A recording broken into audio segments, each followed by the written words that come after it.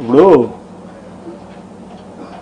లోకేష్ గారు పాదయాత్ర ఏంటండి, ఏ రైట్ ఉంది పాదయాత్ర చేయడానికి? ఆయన గెలిచిన ఎమ్మెల్యేనా, గెలిచిన ఎంపీనా? ఏం రైట్ ఉంది అంటే? చంద్రబాబు నాయుడు గారు కొడుకు కాబట్టి ఓడిపోయినా గెలిచినా నువ్వు ఎట్లా అయినా సరే పార్టీ మీ నాన్నగారిది కాబట్టి నువ్వేం చేస్తావా? ఏం త్యాగం చేసావు ఈ సమాజం కోసం, ఈ రాష్ట్రం కోసం? నువ్వు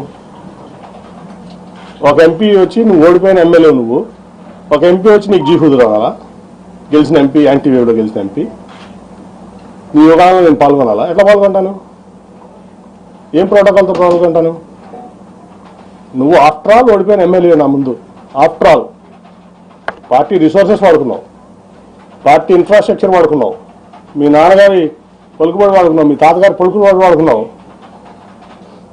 అన్నీ వాడుకుని నువ్వు ఓడిపోయావు. నువ్వు నాకు రూపాయి డబ్బు ఇవ్వలేదు, నువ్వేమివ్వలేదు, నేను గెలిచాను రెండు సార్లు.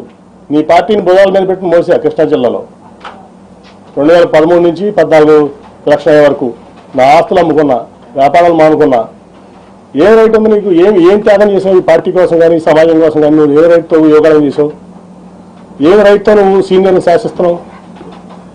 ఏం రైట్ ఉంది నీకు? ఒక 10 సార్లు ఎమ్మెల్యే చేసావా? 10 సార్లు ఎంపీ చేసావా? ఏం ఆస్తి అమ్ముకున్నావు? నేను ఆస్తులు అమ్ముకున్నాను, 2,000 కోట్ల రూపాయల ఆస్తులు. నేను ఈ పార్టీ కోసం అండి, నా ప్రజా జీవితం కోసం అండి, నా వ్యాపారం ఆపుకున్నా. నువ్వు హెరిటేజ్ ఆపుకున్నావా?